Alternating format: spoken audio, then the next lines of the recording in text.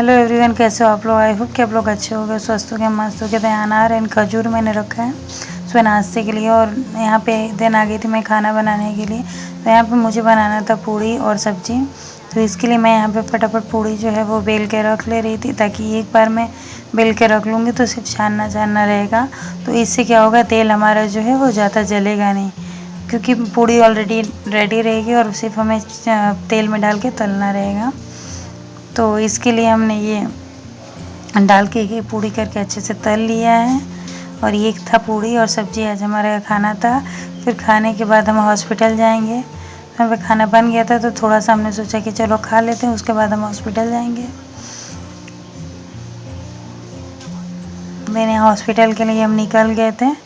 तो ये ट्रेन का कुछ व्यू था, तो बैठे हुए हमने शूट कर लिया था। बिल्कुल भी अच्छा नहीं लग रहा था, क्योंकि माइंड कुछ और टेंशन में था।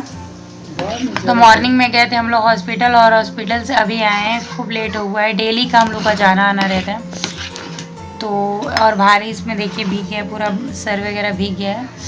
तो उसके बाद आने के बाद खाना बनाया, चना का सब्जी, चना और आलू का सब्जी और चावल। तो अभी सब लोग बैठे हैं खाने के लिए। मिलते हैं आपसे थोड़ी देर बाद।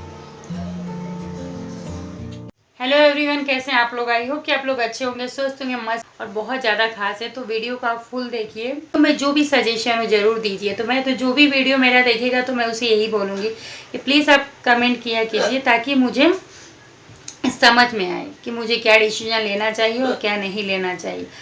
कि लोगों को क्या लगता है कि बहुत ज़्यादा इंसान बर्दाश्त कर रहा है।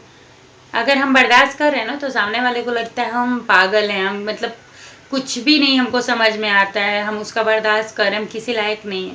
तो ये कितनी बड़ी गलतफहमी है सामने वाले की, कि उसे ऐसा लगता है। क्योंकि आप समझ रहे ना, अगर हम बर्दाश्त करें तो क्यों बर्दाश्त करते होंगे, क्योंकि ये हमारे माँ बाप का संस्कार दिया हुआ है जो हम बर्दाश्त करते हैं। और ये हमारे भाइयों की इज्जत है, जिसकी वजह से हम चुप रहते हैं और जिसकी वजह से बर्दाश्त करते हैं। लेकिन लोगों को लगता है कि ये बर्दाश्त कर रही है, ये डर रही है, ये किसी कुछ करने के लायक ही नहीं है। तो अभी इस हम लास्ट तक ही ऑप्शन देते हैं रिश्ते को संभालने के लिए, रिश्ते में देखने के लिए।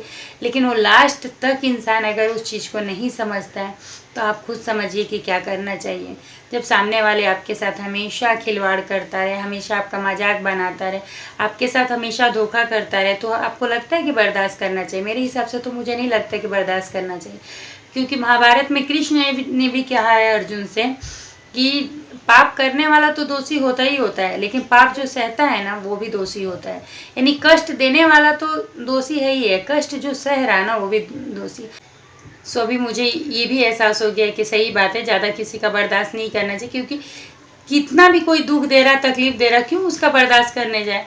उस जैसा वो कर रहा है सेम टू सेम वैसा हमें भी करना चाहिए, तब उसको समझ में आए ना कि तकलीफ क्या होती है, कष्ट क्या होती है। अगर हम किसी को दुख दे रहे हैं तो क्या होता है। और सामने वाला अगर दुख आपको देता रह रहा है, अगर आप दुख को सहते रह रहे हैं, उसको दुख नहीं दे रहे, तो उसे एहसास ही नहीं होगा कि क्या दुख होता है, क्या तकलीफ होता है। लेकिन हम तो सोचते हैं कि हम सामने वाले के जैसा कैसे बने। हम तो बार बार यही सोचते हैं कि सामने वाला तो गिरा हुआ है ही है, और हम क्यों उसके साथ गिरे हुए बन जाए। ये चीज़ सोच के हम चुप रहते हैं। तो उसको क्या लगता है कि हम डरपोक हैं, हम कुछ बोल ही नहीं सकते, कुछ कर ही नहीं सकते हैं।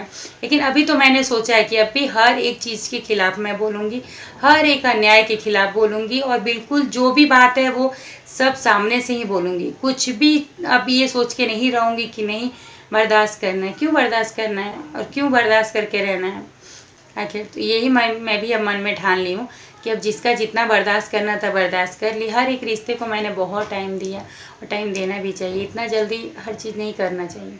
लेकिन लोगों को जब मजाक लगे, लोगों को लगे कि अरे आप कमज़ोर हो, तब उसको उसी के तरीके से जवाब देना चाहिए। और मुझे भी लगता है कि वही सही है। जो जिस लायक हो ना, उसे उसी तरीके से जवाब दीजिए। अगर कोई तरीके वाला हो कि बिना मार खाए वो सुधरता नहीं हो, और उसको अगर आप बात से कोई जवाब देंगे तो उसको नहीं समझ में आएगा।